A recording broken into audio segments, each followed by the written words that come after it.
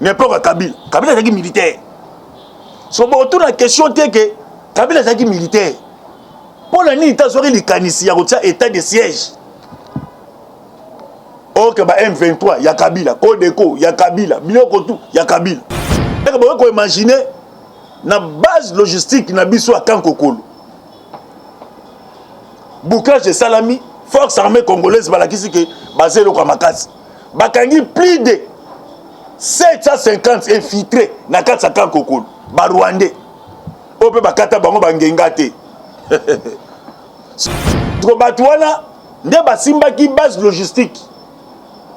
Tala makanisa Kabila. Dans une base logistique, appelle ça des étrangers.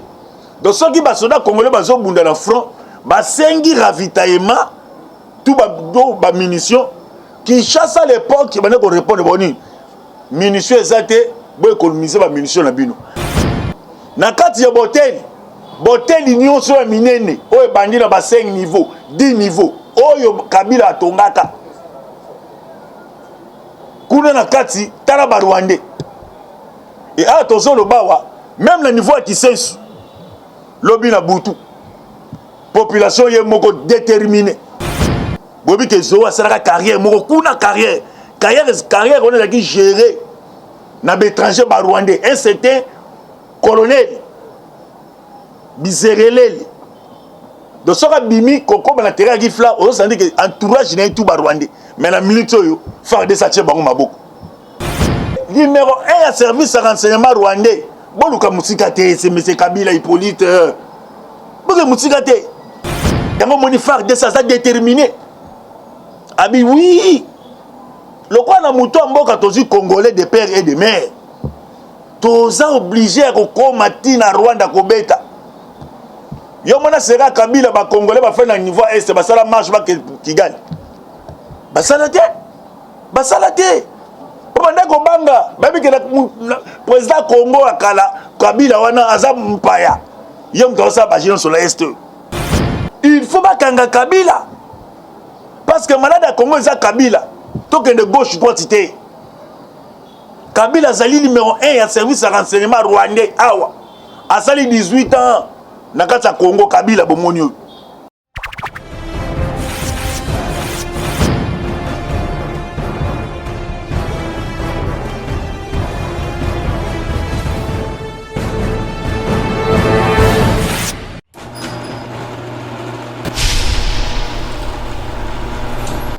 Bonjour, bonsoir, Nabalandi na biso sur la voie céleste, mbote partout, où vous avez kolanda biso par voie internet, stopesi mbote belé pena na bande kona biso oyo, papé sala biso ba conseil kuna to moni de kona biso aimer l'info dans niveau Belgique, pe to moni kuna de kona biso Mustafa corps médical, pe to pesi mbote na Luison Lititi, pe to pesi mbote na ba bonné na biso nyonso, et to pesi mbote pe na de kona biso Foodista.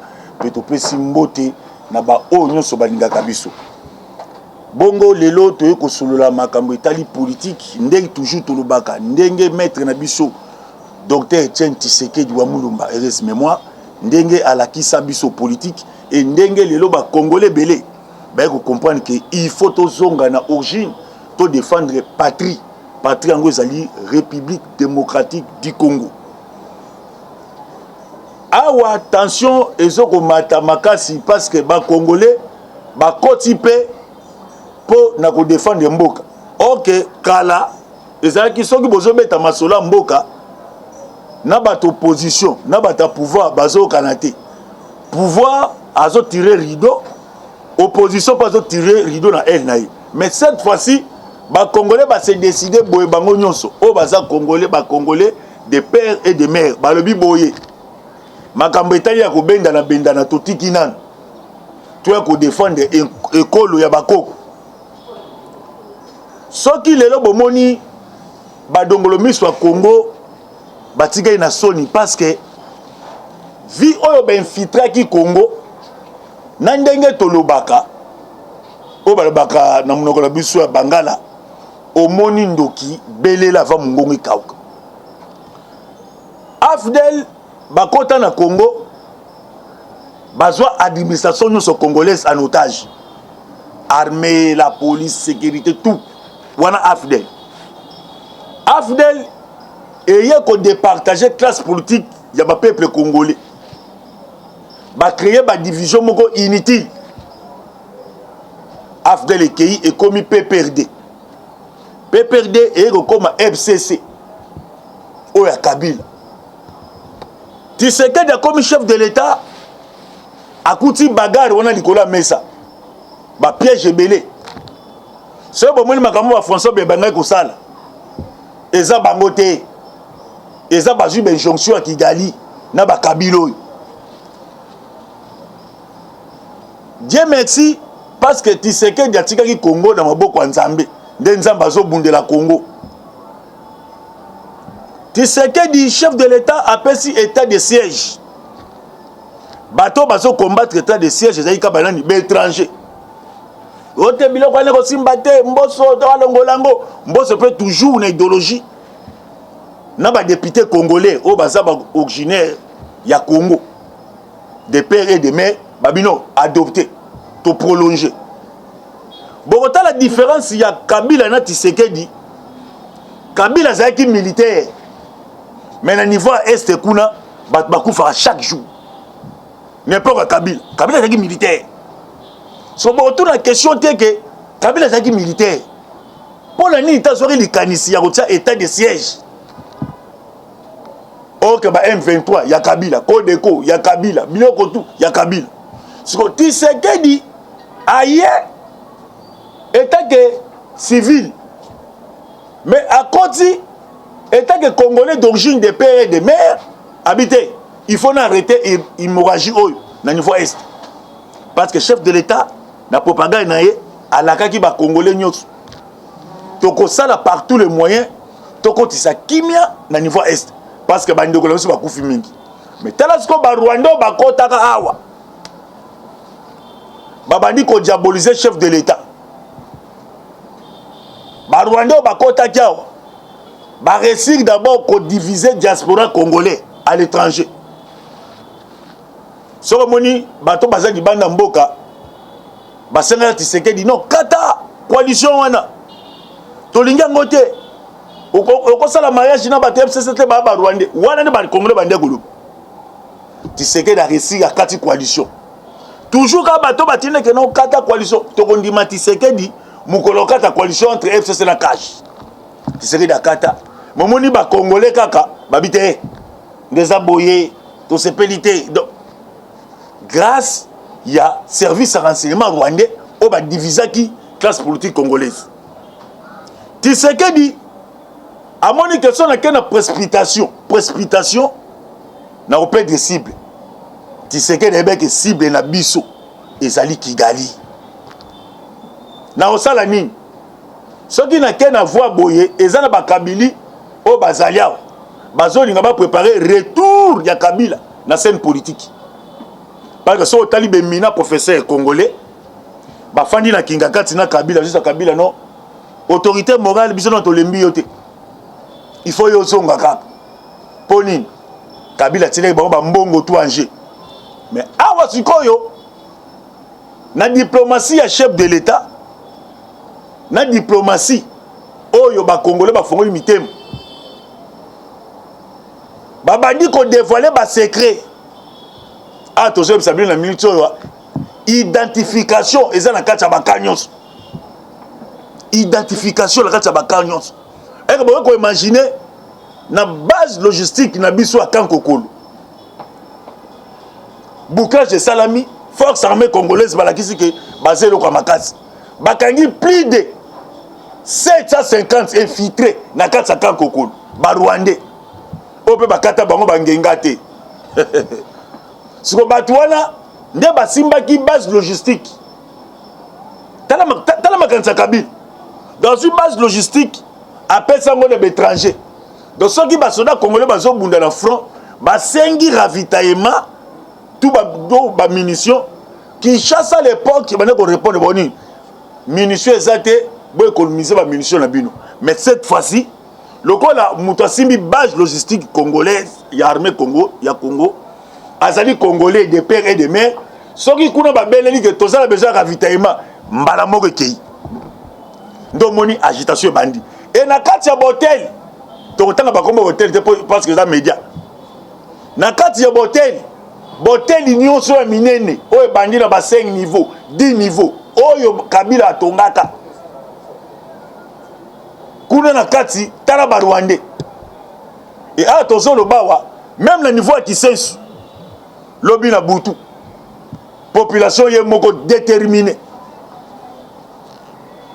population moko déterminée bake tikuna na suka kota kingapio kuna na Velemani bobi ke zo asala carrière moko kuna carrière on a qui gérer na étranger ba Rwandais un certain colonel Bizerelele de soka bimi koko na terrain qui fla on sent que entourage na tout ba Rwandais mais la minute yo faire de sache bango maboko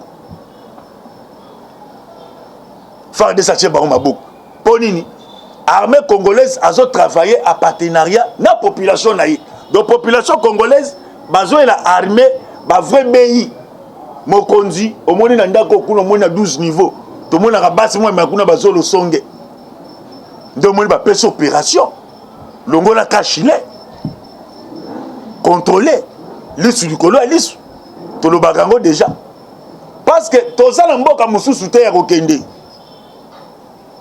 bomoni ba révélation comme kobima donc bato baliaki na ba Rwandais babimisi ba sekele nyos boye ba ke mundele aza muto ambela minu mibale mundele bomoni mundele wana ba révélation zo bimba jour au jour chaque jour au la li révélation monsieur bimi ba ko comprendre na kati accord ya Romera o ezalaki Kabila signaki na ba Rwandais ba rebelle rwandais accord ya Romera yango toujours to kebisaka bato balinga koloba politique o bazo maîtriser politique té mingi ba leka pena ba itandoike koloba ba bla bla té potolenda inde comme ça to banini chilombo nde muto yaki na ba Rwanda mais na tel mais comment muto ko na raisonnement modèle la boy tango ba Rwanda ba kota kao est-ce que tu sais que yazala mo konzamboka bozangi bargima na kati accord ya Romera ba signa boye baloba boye mabele eza peuple te voilà ba Rwandais donc ba imposer ba Congolais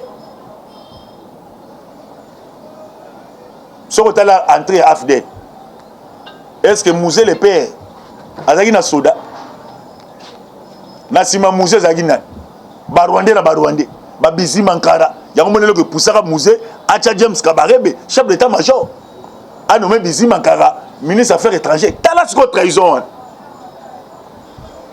siko bata ba ko infiltrer bino te frère ba infiltrer bino alors pour la ko bimisa bango ko déboulonner bango il fallait qu'on soit président wazali congolais de père et de mère nde tozuya fachi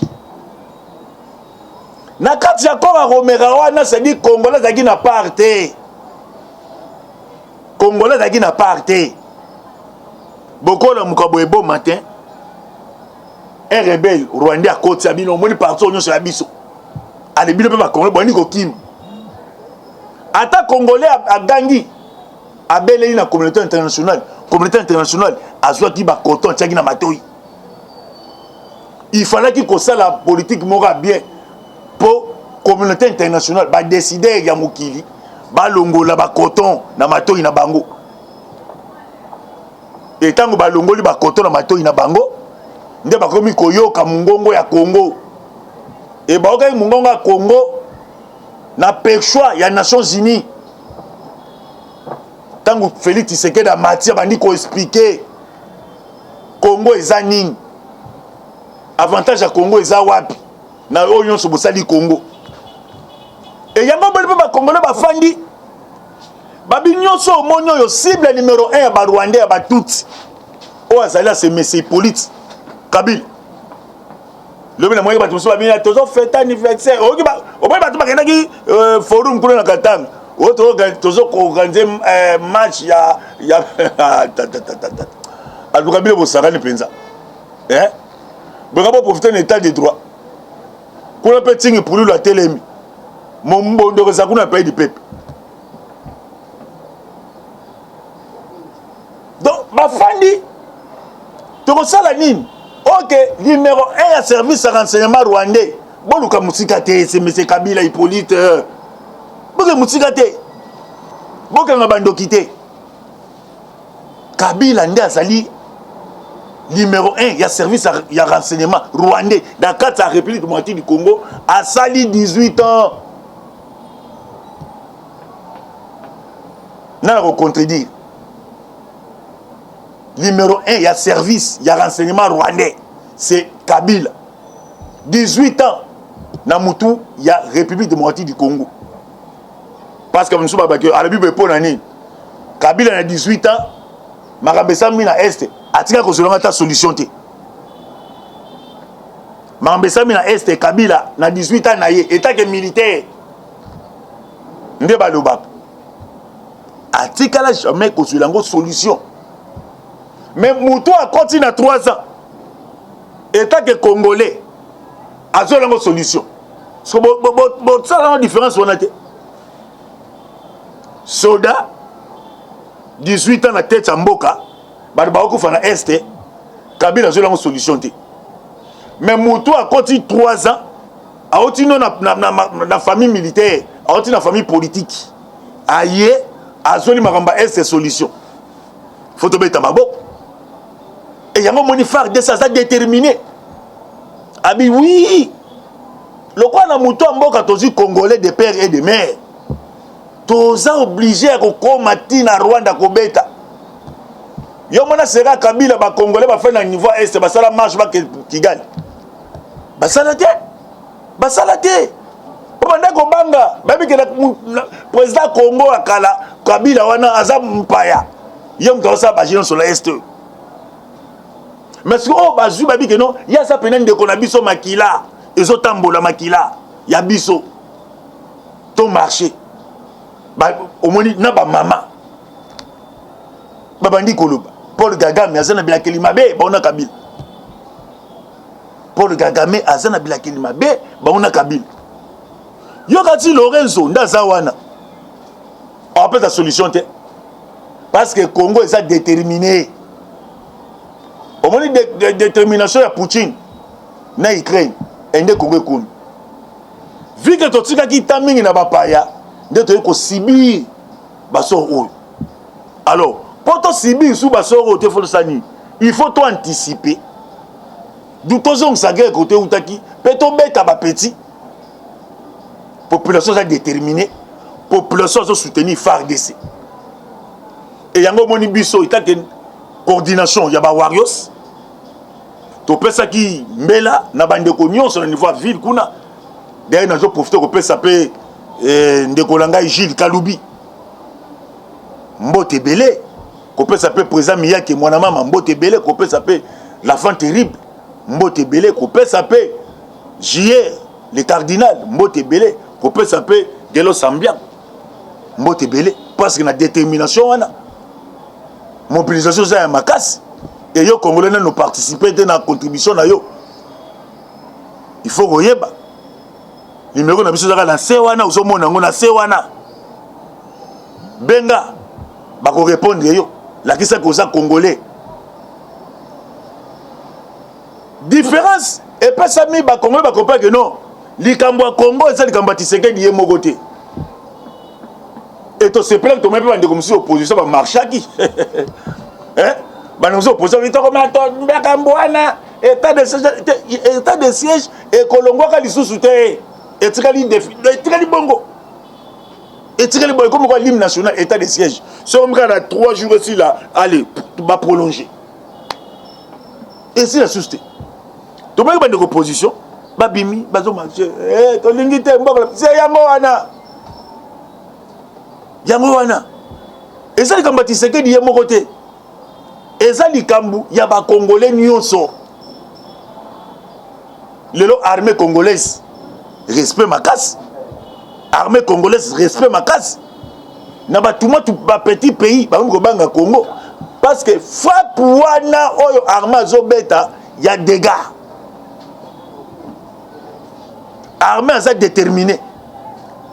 Service de renseignement militaire balali pe pongite. Omoni ba koti bazo kanga ba Rwandais na maboko. Bazo kanga bango ba otia bango na mituka. Ba musu bazo déclarer babini. Tozo c'est la numéro 1 na biso to kene elongo Kabila. So bozongi muke sima na élection ya 2011 na zongi simile muke sima na histoire. Bon dans la bibliothèque, ya ba bien rakoko. Au moins Tshisekedi le père.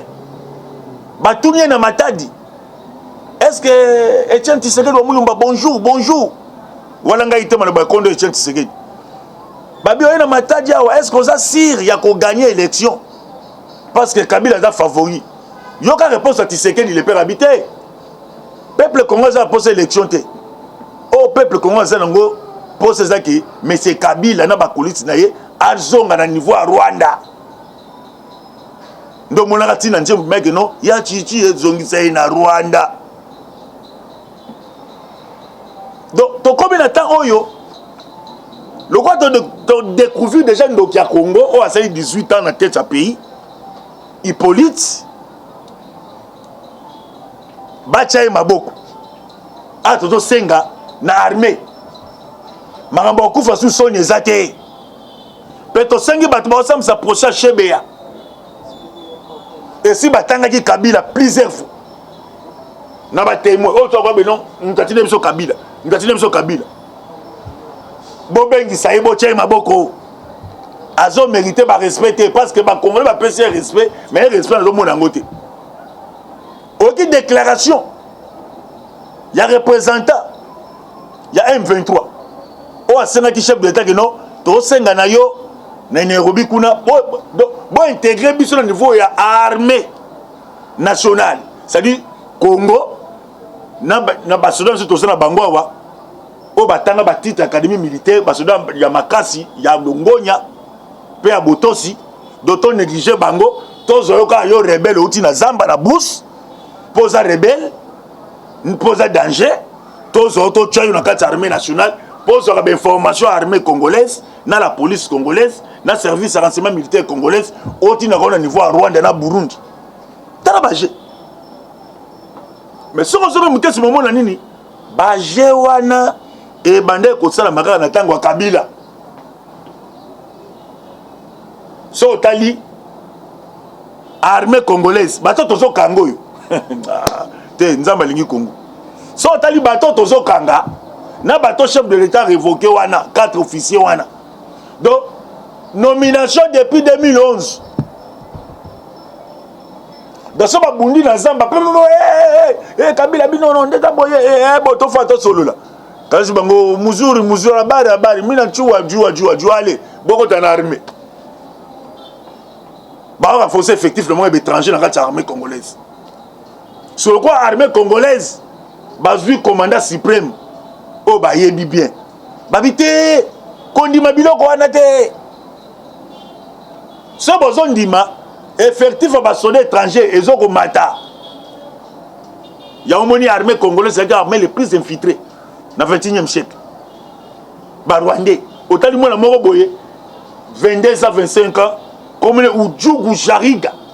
Mais à l'outil Zamba, bah pesi a commis colonel Fou. Aujourd'hui, comment t'as comme colonel Fou là, moi. Il y a mon atoche, mon pika. Pika, faire de ce pika bangokuna. Engindi, Bokoyoka, faire de ce tikou. Il y a attaque, si mais dans sous té. On met une population dans ça là. Soda beti là, soda dit bah. Abi kunzile le mélan normal à pio. Mélan normal à pio. Bokoyoka Bosimba pesi Bosimba il sera Kabila o est-ce que sera Tshisekedi to lingate ya fait to sengi na bato ba congolais boyebi histoire à Congo 97 afdel à Koti ba ina ba Rwandais boyebi et ba Rwandais Hollande to sala bango na guerre eza mon ba pitié te pour ba salopard et ça problème que non ba congolais bazo défendre l'intérêt mboka na bango ya bakoko so yo côté Rwandais si base de quoi Otototika bango to négocier na nani. Bobi que Lorenzo a sali d'abord ancien membre à KGB. Non, non, bien monté. Lorenzo Zobani. Parce que Paul Gaga, mais faut ta Paul Ngonga les okende. To ki maxima ngoma. Bazo beta la maso bazo bani. Lorenzo Soko tiki tiseke da kena kando yo. Biso qui gagne les sili pour na biso. Oui, facile là. Il faut facile. Qui gagne facile. Parce que confiance au Congolais va penser qui ba Rwandais. Non, tous ça va frère. Tous vivre ensemble. Mais tala makambo bino bosali. Bino no beaucoup fité. Quand moi 500 500 pas balande beaucoup mais témoigner au monde et bon ba 28 millions au boboma ba femme violée. Nana bien que armée rwandaise et ça la massacre. Nana bien monté. Personne tali courage à Kindoki, il y a pas de gaga mazo banini. Place dans les amouké dans Gabitumbo to bunda kuna kati ya Congo. On est pas fanti. Parce que muto ba kanga service de renseignement. Même attends on ba Alexis au bozo ba Alexis nous sera dans son de touti. Parce que ton limite que congolais d'origine à cause de la déclaration oh Moïse Nyabuga bozo sala. Boyo kombango Moïse Nyabuga. Aussi longtemps Congo a négocié na Rwanda, biso ba Congo to boyi, mais Angola ko se pointer. Que bon négocier. Mais Moïse Nyabuga ba sali déclaration azo senga azo ko exoter ba touti o ba na kati ya Congo, ba tinda bana na bango, ba ke ko renforcer M23. Bon ko renforcer M23. Parce que na niveau ya Kingabwa Rwanda bakangi na minduki na kati ya ndako. Sikoyo to négocier na ndenge ni.